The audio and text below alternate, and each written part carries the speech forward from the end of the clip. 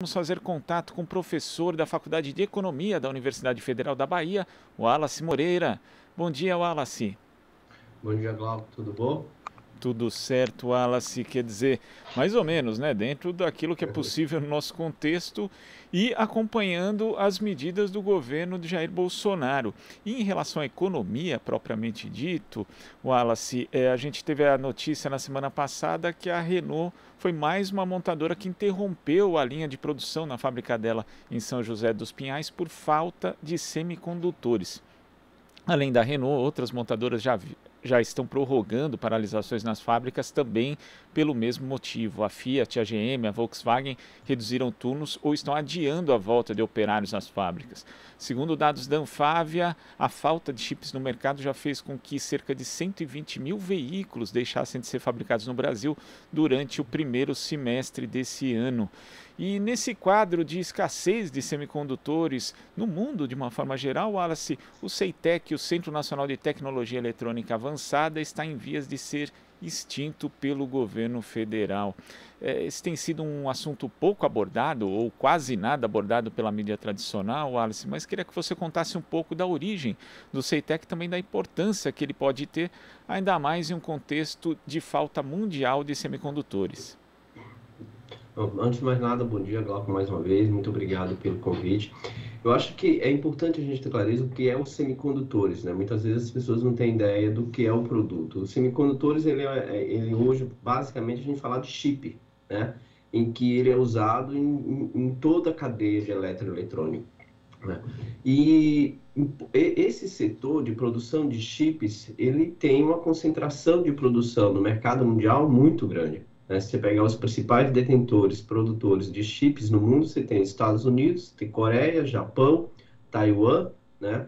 Em todos esses países você tem suas empresas nacionais, né? Você tem a TSMC em Taiwan, você tem a Samsung e a Sky Hynix, que são empresas nacionais coreanas, você tem a Intel, que é uma empresa norte-americana, né? Então, os principais players do setor de semicondutores são empresas nacionais que foram construídas, que foram criadas numa articulação muito forte entre Estado e setor privado e universidades. Ou seja, por que eu estou citando isso? Porque é o que nós chamamos de Sistema Nacional de Inovação, né? Onde quando você tem uma articulação entre institutos de pesquisas, em mercado e governo.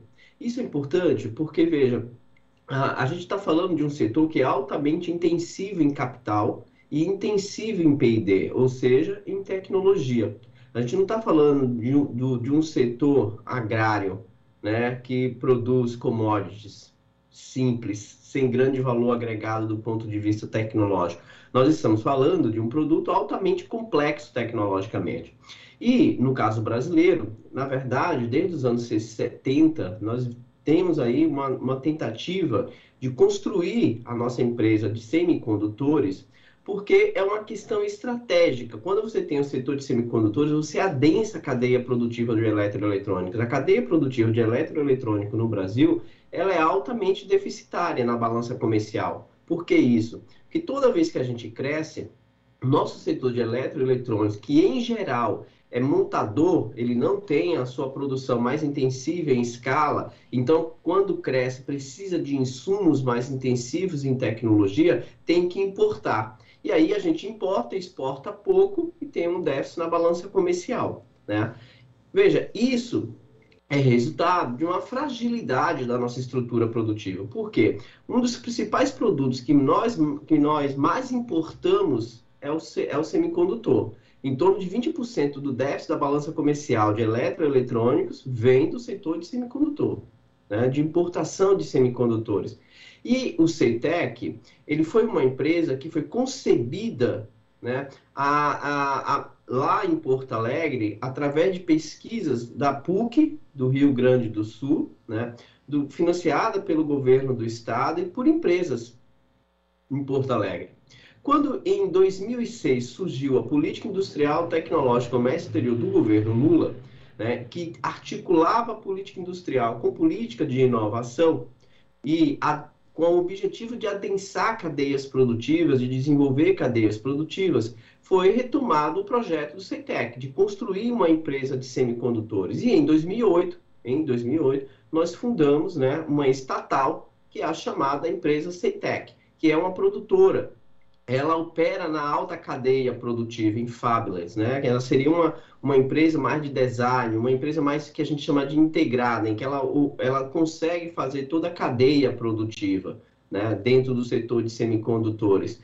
Então, o governo começou a investir numa empresa estatal para que a gente pudesse ali lograr um objetivo de muito tempo atrás, que nós sempre tentamos e não conseguimos, sempre fomos boicotados muitas vezes nos anos 80, né? E agora, dentro desse projeto ali, em 2008, a ideia era criar uma empresa e fortalecer a indústria de eletroeletrônicos. E foi criada o CETEC, uma empresa extremamente estratégica, né, que opera e que produz em um setor altamente intensivo em P&D e em capital, em tecnologia, né, e que tinha um objetivo muito claro ali, de desenvolver os chips para atender uma demanda interna no primeiro momento, para atender a capacidade produtiva brasileira.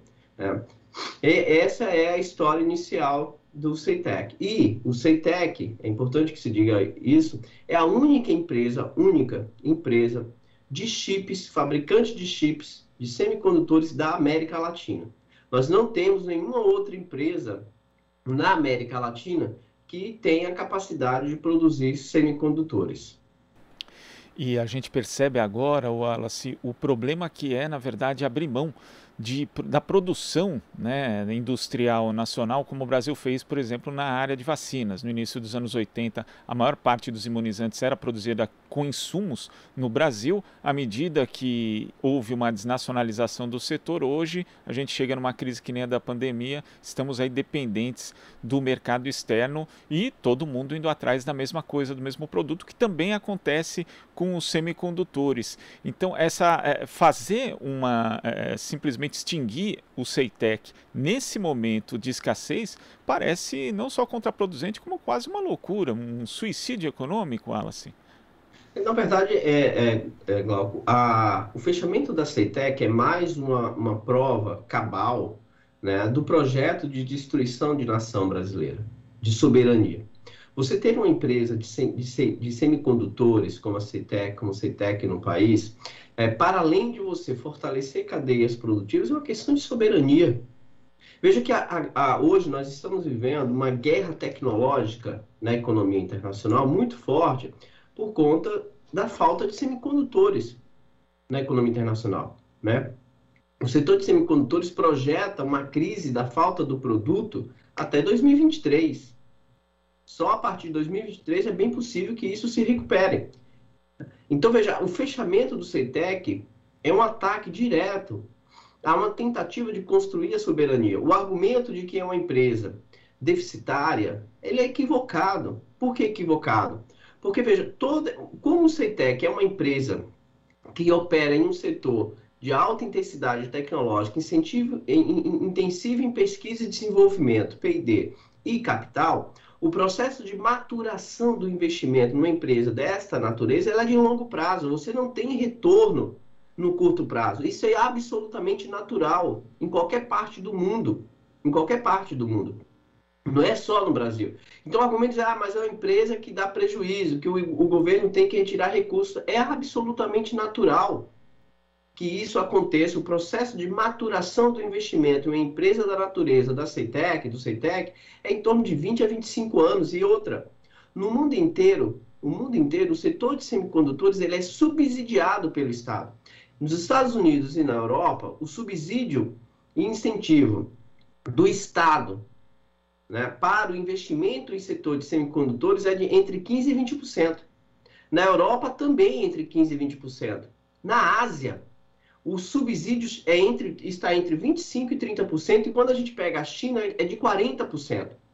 Então, veja, os Estados Unidos, como identificaram que é um setor estratégico, né, para o desenvolvimento da tecnologia de várias cadeias produtivas, e principalmente dessa nova fronteira tecnológica que se chama Indústria 4.0, que todos os setores demandam chips, semicondutores, os Estados Unidos impôs sanções. Porque como os Estados Unidos dominam a cadeia produtiva, em particular de design, ele tem o poder de sanções sobre outros países, porque todos os países que produzem semicondutores precisam de autorização norte-americana em determinados insumos.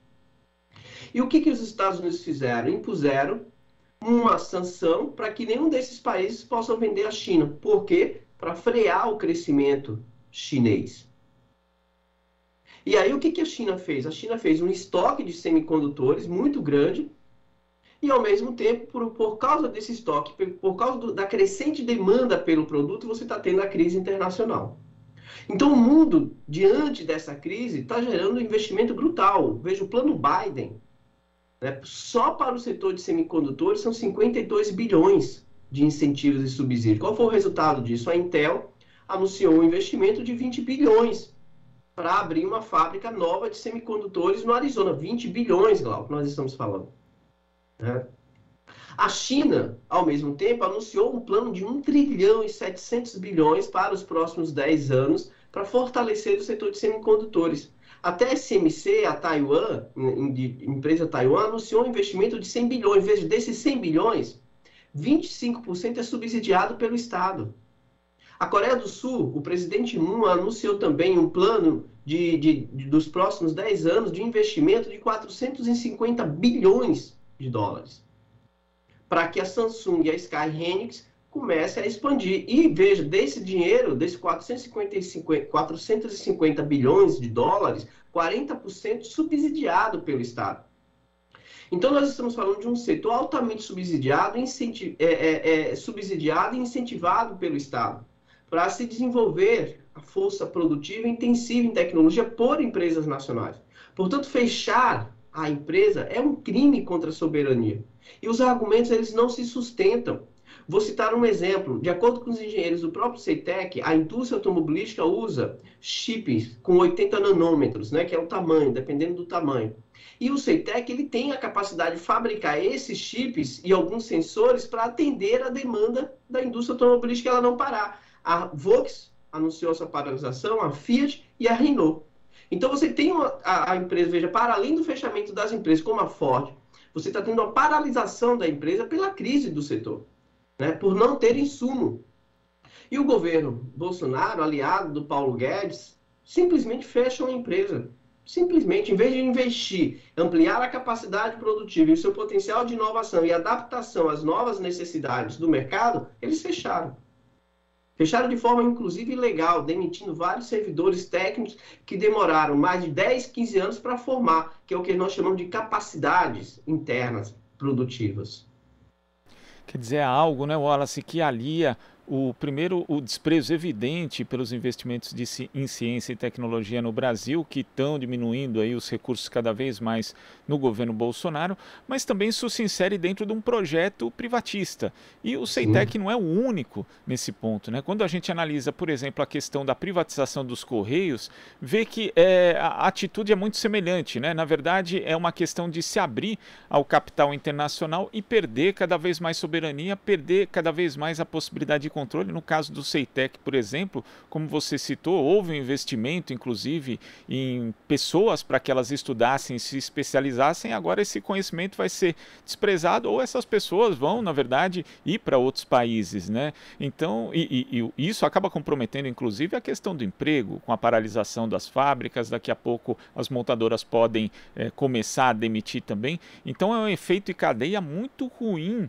mas faz parte de um projeto, Wallace? Não é algo isolado, não é simplesmente, vamos fechar aqui com essa justificativa que você já falou que não tem cabimento de que é uma empresa que dá prejuízo.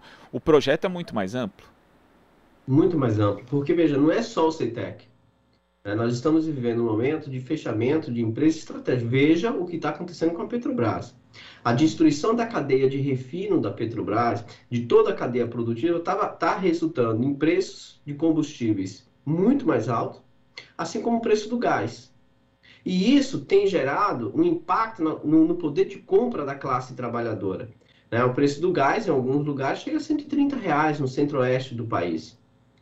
Então, veja, o fato de você destruir cadeias produtivas, em particular em setores mais intensivos em tecnologia e estratégico, quem está pagando o preço, para além de perda de soberania, de ficar submetido aos interesses do capital externo, porque muitas dessas empresas são vendidas para o capital estrangeiro, a refinaria Landulf Alves, né, a RLAN, aqui na Bahia, foi vendida para uma empresa estrangeira, árabe.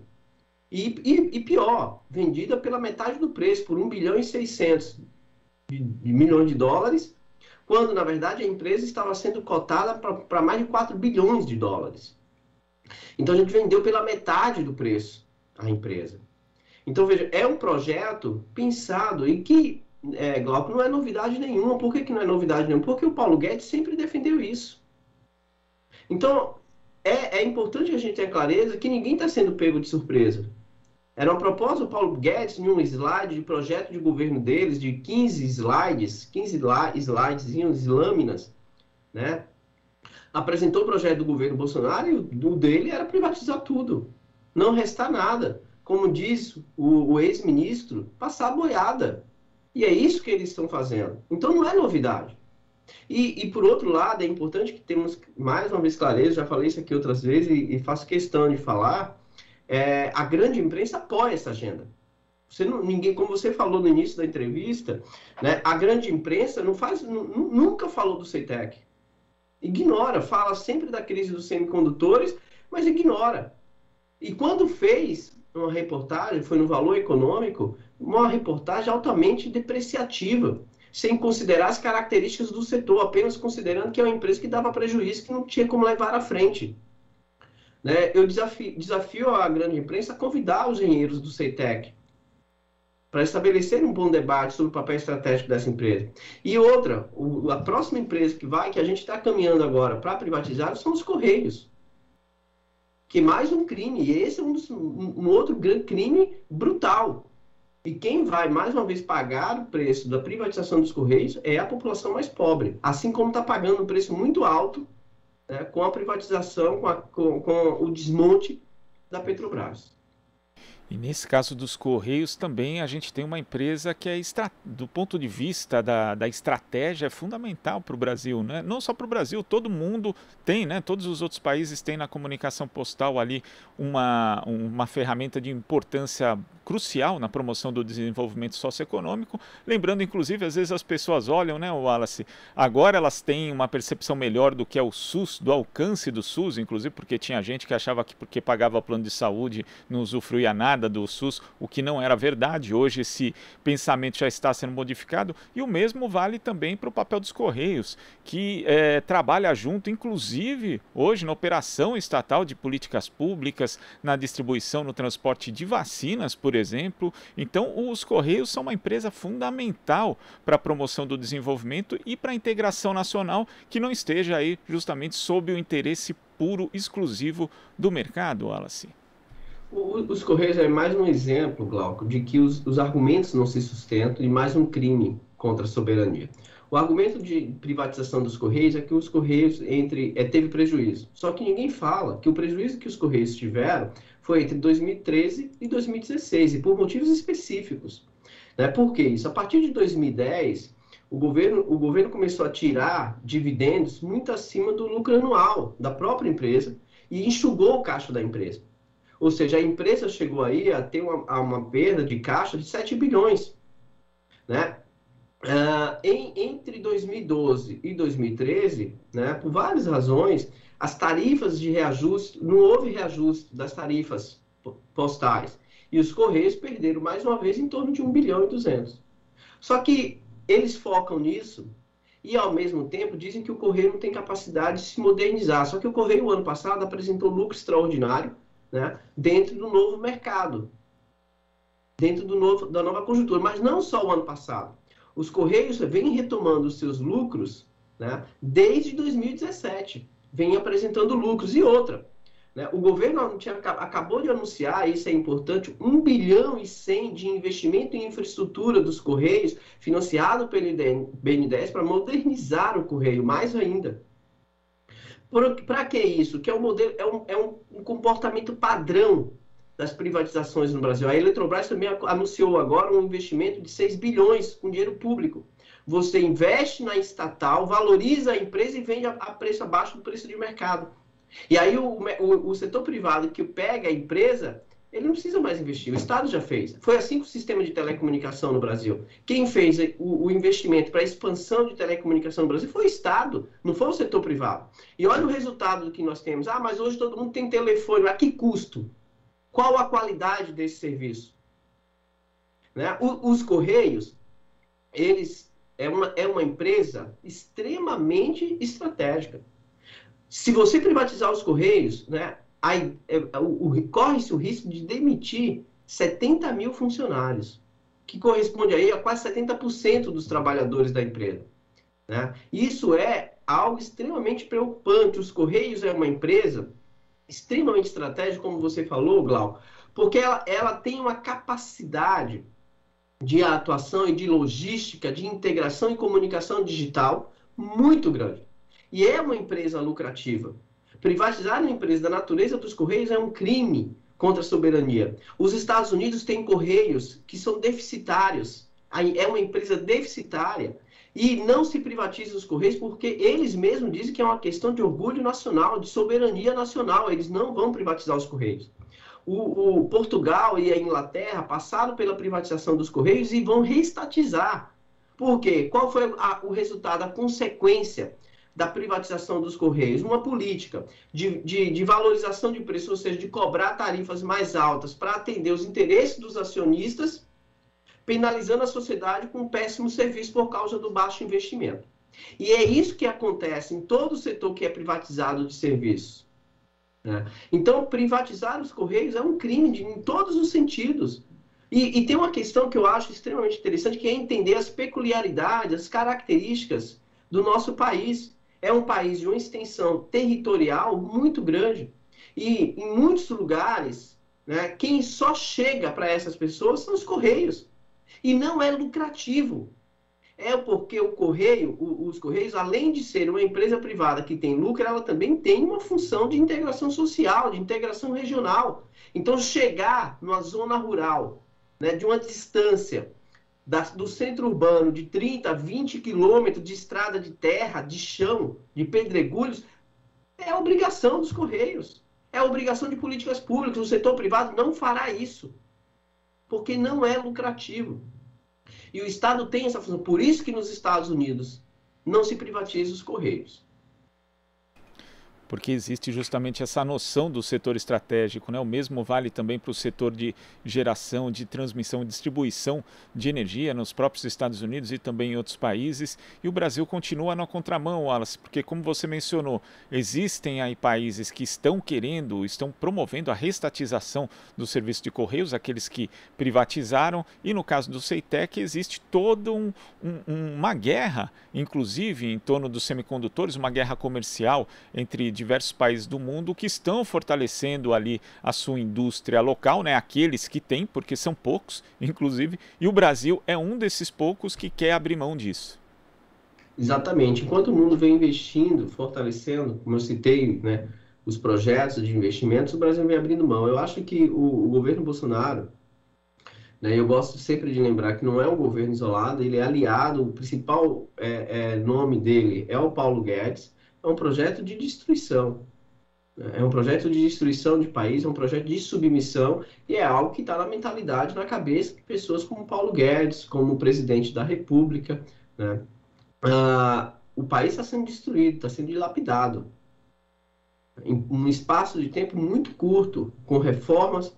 Ontem foi aprovada a PEC da grilagem, né, em que você praticamente vai legitimar que o grande latifúndio tome as terras dos pequenos agricultores. Você está legitimando isso. É isso que é a PEC da grilagem. É mais um crime contra um país mais inclusivo. Então, o que a gente está vivendo é algo extremamente triste e preocupante, porque o tamanho da destruição e no espaço temporal que está sendo feito é muito curto. Então, é isso que me preocupa. Wallace, queria agradecer a sua participação aqui no Jornal Brasil Atual, inclusive já pedir que você volte mais vezes, porque nós precisamos continuar tratando desses temas que são praticamente invisibilizados na mídia tradicional ou quando eles são tratados sempre com uma forma enviesada a favor da privatização. Muito obrigado, Wallace. Eu que agradeço, coloco mais uma vez, estou à disposição, é só convidar. Conversamos aqui com o professor da Faculdade de Economia da Universidade Federal da Bahia, o Wallace Moreira. Aqui você ouve as notícias que os outros não dão. Jornal Brasil Atual.